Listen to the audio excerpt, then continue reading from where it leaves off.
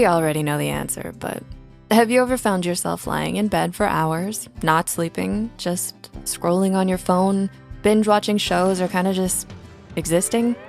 That's what people are calling bed rotting. It's a way some of us cope when we're feeling totally drained, burnt out, or overwhelmed.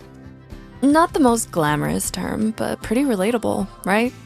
The greatest challenge with bed rotting is that for people struggling with depression or burnout, it feels pretty good.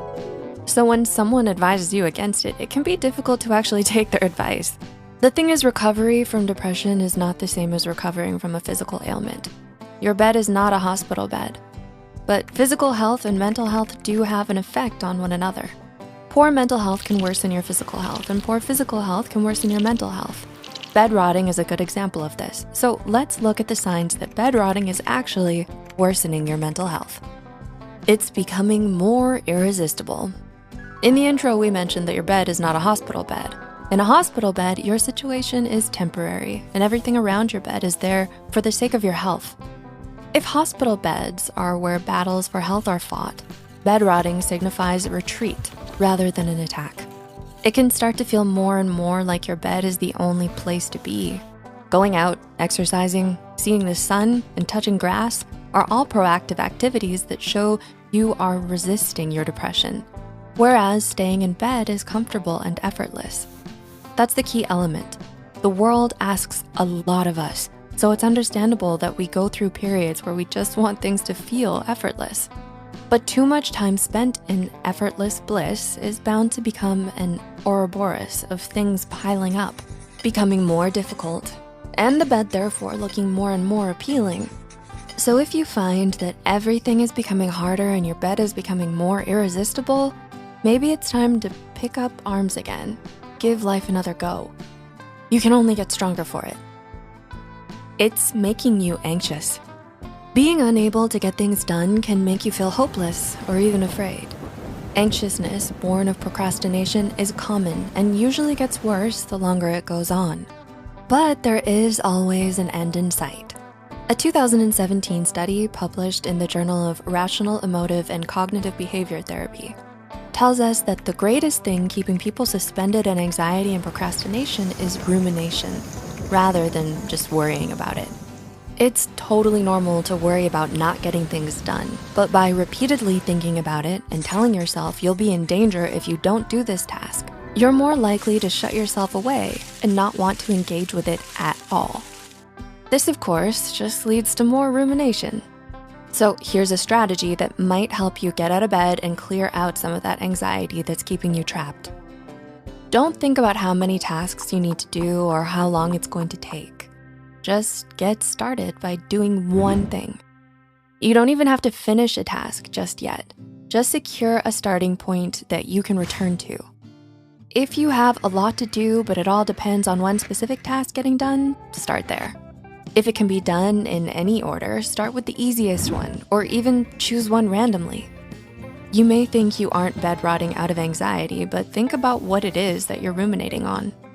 Are you worried that you aren't where you should be in life? Your career hasn't bloomed as much as you think it should have? The advice is still applicable. Find one thing that, even if it doesn't do anything helpful immediately, will at least make you feel like you're being more productive. It's affecting your self-esteem. You most likely already knew that bed rotting is probably not great for you. Being surrounded by snacks and a charging laptop with The Sims on 24/7 sounds like a great way to spend a weekend, but long periods without any productivity aren't great for your self-esteem. A 2021 study found that long periods of physical inactivity was likely to worsen depression, stress, and anxiety in adolescents. This backs up another study from 2017 that claimed students who were not only physically active but also pursuing their goals had higher self-esteem than those who weren't. So while your body seems to house a bottomless well of lethargy that yearn for constant rest, giving your body and mind what it thinks it wants is likely to only hurt you more. So what's the solution if you just can't seem to do anything, but doing nothing also makes you feel worse?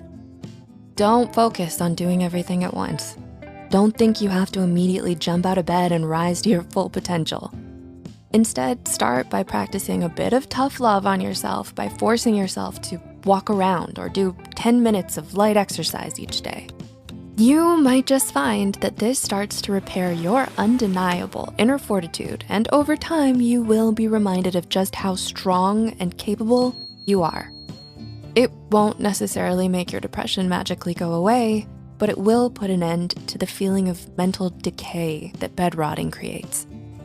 Your family and friends are worried about you. This one might sound obvious, but it's often one of the most overlooked signs for everything. We aren't with you. We don't know what you're experiencing, but the people closest to you might know when something's wrong. You might not think they actually care or that it doesn't matter, but if someone has expressed the smallest amount of concern about how much time you spend in bed, it could mean your time spent bed rotting is affecting you more than you realize. Not everyone will say something, and people don't always express themselves well. Your dad might just get angry that you're spending too much time in bed. Your friends might stop inviting you out because you've stopped saying yes. That isn't good, but it should at least tell you that bed rotting might have more control over you than you intended, and your mental health might have gotten observably worse because of it. It's often tempting to disregard the concern your family has for your mental health, as they themselves and the family mechanisms that exist in your household could be a major factor in your depression.